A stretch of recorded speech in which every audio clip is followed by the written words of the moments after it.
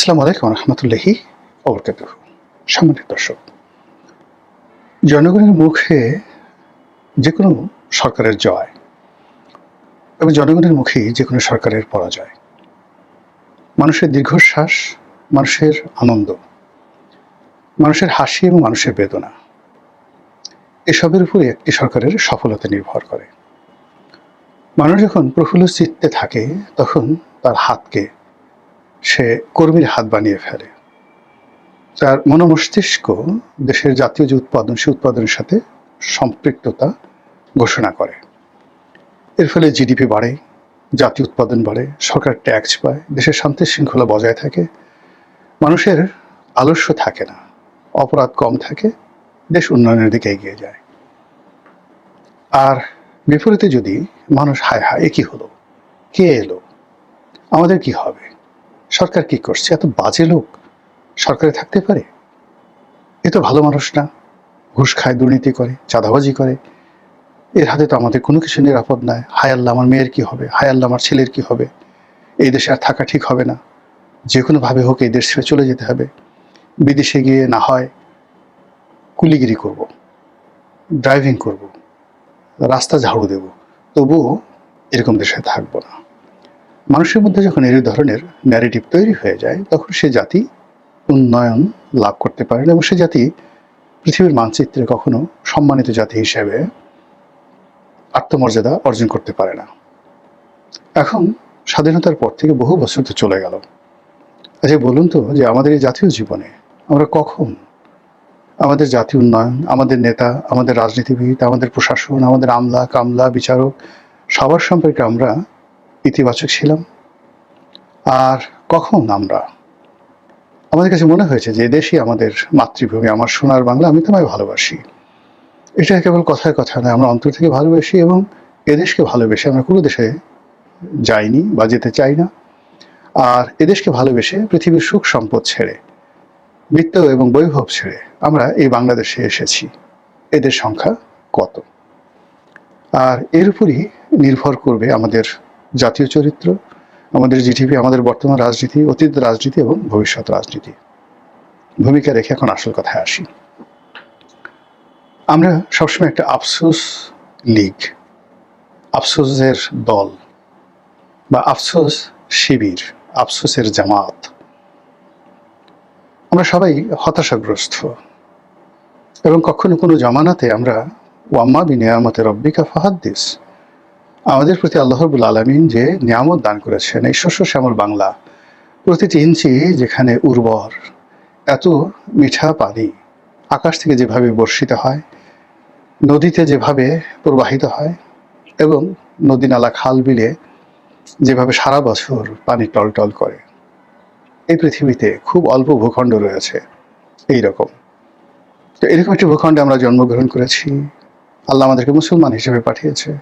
On অ্যাভারেজে আমাদের গায়ের রং ভালো, আমাদের চামড়া কুচকানো নয়, কালো হলে আমাদের চামড়ার এত সুন্দর যে পৃথিবীতে বাঙালির মতো এত সুন্দর দৈহিক গঠন এবং অন অ্যাভারেজে নারী এবং পুরুষের আমাদের যে সৌন্দর্য রয়েছে, পেশিবহুল শরীর রয়েছে, এটি খুব অল্প দেশে আছে।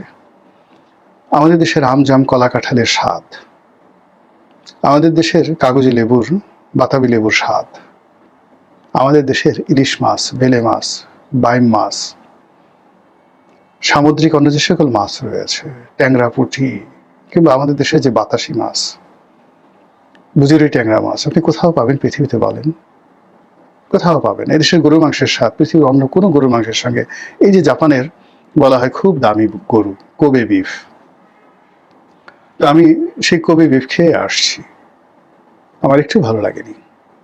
ওটা কোনো মাংসই না, আমাদের বাংলাদেশের মাংসের কাছে ওটা কোনো মাংসই নয়।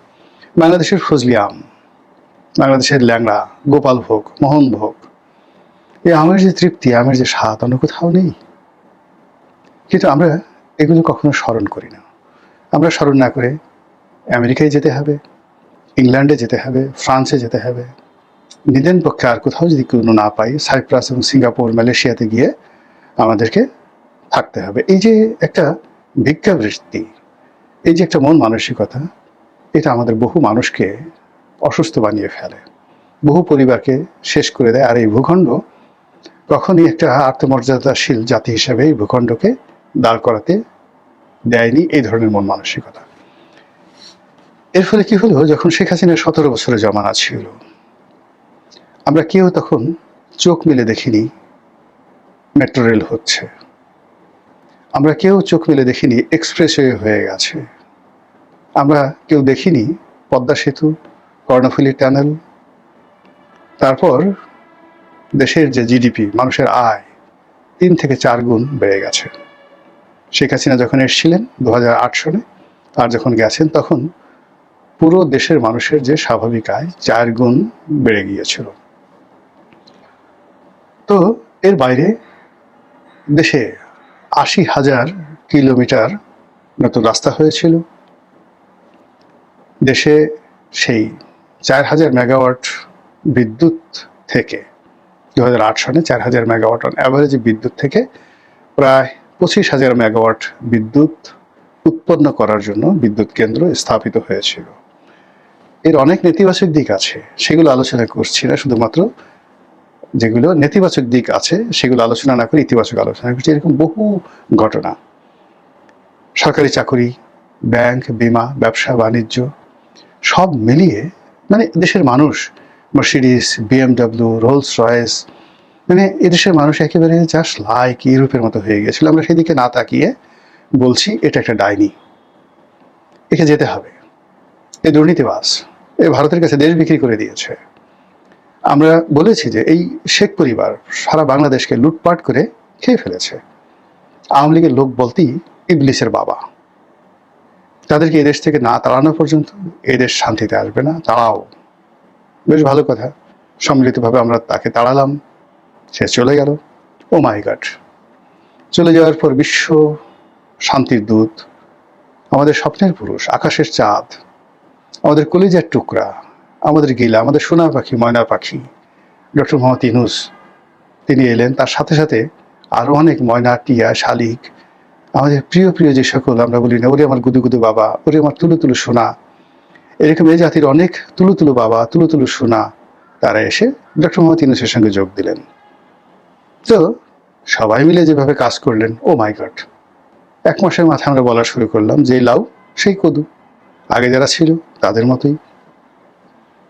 30 দিন পর, অর্থাৎ 31 দিনের মাথায় আমরা বলা শুরু করলাম আগেই ভালো ছিলাম, এটা কেমন হলো।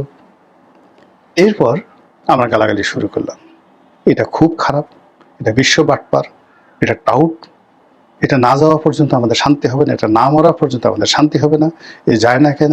এই যে যারা যারা মানে এর সঙ্গে সঙ্গে আছে, এরা সবাই এক একটা করে মানে বড় ইবলিস, ছোট ইবলিস, মেজো ইবলিস। ওই যে আমরা যে ঢিল মারি হজের ওখানে গিয়ে, মিনাতে গিয়ে যে ঢিল মারি, তো ওখানে 3টা শয়তান আছে, বড় শয়তান, মেজো শয়তান, ছোট শয়তান। তো সেখানে যারা ঢিল মারতে গিয়েছেন তারা দেখেছেন যে ওখানে ঢিল মারতে গিয়ে কি ধরনের জোশ এসে যায়। তো এভাবে ডক্টর মোহাম্মদ ইউনূস এবং তার যারা সঙ্গী সাথী, তাদের অনেককে দেখে আমাদের এই অস্থির মন চিত্ত, আমরা এতটা বিক্ষুব্ধ হয়ে পড়লাম, এখন এদেরকে ঢিল মারতে হবে। সে ঢিল মারার জন্য সে যে যার মতো করে যেখানে যতটা সম্ভব আমরা বিশৃঙ্খলতা শুরু করলাম। ফলে কি হলো, এই বেচারা মানে ডক্টর মোহাম্মদ ইউনূস, তার যে সব খারাপ ছিল, নট লাইক দ্যাট, সমালোচনা তো সবাই করেছে, কিন্তু অনেকগুলো ভালো বিষয় ছিল। তিনি তো পুরো একটা ব্যাংকিং সেক্টরটিকে যাকে বলা হয় দেউলিয়াত্বের হাত থেকে বাঁচিয়েছিলেন। তিনি ক্ষমতায় আসার প্রথম কয়েকদিন ইসলামী ব্যাংক, ফার্স্ট সিকিউরিটি ব্যাংক, অন্যান্য ব্যাংকগুলো মানে যে অবস্থা তৈরি হয়েছিল, ইসলামী ব্যাংকই টাকা দিয়ে মানে আমানত যেভাবে তোলা হচ্ছিল, তো এই জায়গাটিতে তিনি এবং তার সরকার অসাধারণ সফলতা দেখিয়েছেন। 2 নম্বর হলো যে তার জমানাতে মুদ্রাস্ফীতিটা নিয়ন্ত্রিত ছিল, মানে টাকার মূল্যমান কমেছে, মুদ্রাস্ফীতিটা নিয়ন্ত্রণে ছিল না, কিন্তু দ্রব্যমূল্য এটা নিয়ন্ত্রণে ছিল, অর্থাৎ জিনিসপত্রের দাম কিন্তু বাড়েনি। প্রায় সব জিনিস, নিত্য প্রয়োজনীয় জিনিস 79-18 মাসে এটার যাকে বলা হয় চেইন অ্যান্ড সাপ্লাই মোটামুটি ওকে ছিল। আমরা কোনো জিনিসের জন্য আমাদের এই সমাজে হাহাকার ছিল না।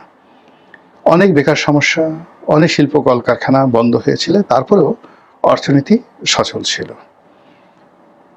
তো এত কিছুর পরেও মানে আমাদের হলো যে এই লোকটাকে যেতে হবে, আমেরিকার কাছে দেশ বিক্রি করে দিয়েছে, এ ট্যাক্স মাফ করিয়েছে, এ নিজের জন্য সব করছে, গ্রামীণ মানে অ্যান্ড কোম্পানি ইত্যাদি ইত্যাদি ইত্যাদি ইত্যাদি, এইগুলো বলে করে তার জীবনটা শেষ করে দিয়ে আমরা এখনো তাকে গালাগালি করছি।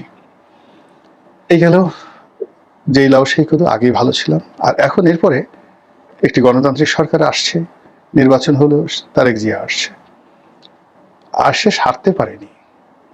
7 দিনের মাথায় আমরা খুঁজে বের করলাম যে এটা হলো আমি এবং মামুদের সরকার। বিরোধী দলে যারা আসছে তারা হলো তারেক রহমান সাহেব এবং সরকারের মামু, আর বিরোধী দলের ভাগিনা হলো সরকারের যারা লোকজন। আমি এবং মামুদের সরকার, পার্লামেন্টের ভিতরে বাইরে আলোচনা হচ্ছে।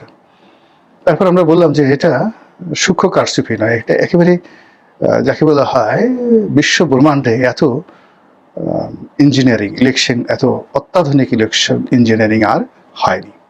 সবাই বললো যে আমরা তো বেকুব, প্রথমে বুঝতে পারিনি, পরে এমন মানে ইঞ্জিনিয়ারিং হয়েছে। এটা মূলত আগে একটা ফলাফল রেডি করা ছিল, কাকে বানানো হবে, কাকে পরাজিত করা হবে, কাকে কত ভোট দেওয়া হবে, এই জিনিসগুলো একটা যাকে বলা হয় বাইবেলের মতো, সংবিধানের মতো সুন্দরভাবে সেটা সারিবদ্ধভাবে লিখিত হয়েছে।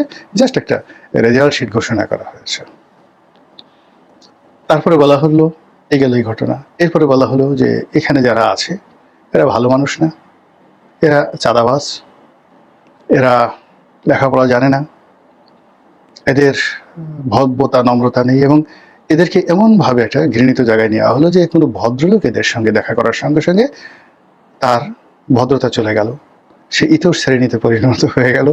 বাংলার বহু মানুষ যারা দীর্ঘদিন ধরে মানুষের মনোমস্তিষ্কে সম্মানের এবং মর্যাদার জায়গায় ছিল, তো এরকম কিছু মানুষ যখন এই নতুন সরকারের কর্তা ব্যক্তি বা প্রধানমন্ত্রীর সঙ্গে দেখা করতে গেল, সঙ্গে সঙ্গে তারা বেজ্জুতি হয়ে গেল। সেটা প্রথম আলোর মতিউর রহমান, মাহফুজ সাহেব, এরপরে নুরুল কবির, এরপরে অন্যান্য যে সকল সম্মানিত দীর্ঘদিন ধরে গত 30-40 বছর ধরে আমাদের এই সমাজে তাদেরকে সম্মানিত লোক বলে মনে করা হচ্ছে। এরপর একজন আব্দুল্লাহ আবু সাইদ স্যার আছেন, মানে একেবারে অজাত শত্রু, এদের সম্পর্কে কেউ কোনো কথা বলেনি। এখন এই লোকগুলোকে নিয়ে আমরা বলছি যে এরা খুব খারাপ, এরা ধড়িবাজ, এরা ধান্দাবাজ, এরা এত খারাপ যে সরকারের সাথে যোগাযোগ করছে। এরা তো এর সাথে আগে ভালো ছিল, যে এইরকম মন্দ লোকগুলোকে শেখ হাসিনা হাড়ে হাড়ে টের পেয়েছিলেন এবং তিনি তাদেরকে তার কার্যালয়ে ঢুকতে দেননি। তিনি উচিত কাজ করেছেন। আমরা আগেই ভালো ছিলাম। তো এই যে আগে ভালো ছিলাম, আপনি চিন্তা করেন ধারাবাহিকভাবে এখন এই সরকারকে নিয়ে, তারেক জিয়াকে নিয়ে বিভিন্ন যে কথাবার্তাগুলো হচ্ছে, এই কথাবার্তার কারণে পুরো সরকারের মধ্যে একটা বিষাদময়তা ছড়িয়ে পড়েছে। সরকারের বহু কর্তা ব্যক্তি এখন আর নড়াচড়া করছেন না। বহু মন্ত্রী আগে যেভাবে কোটটাই পরতেন এখন আর কোটটাই পরছেন না।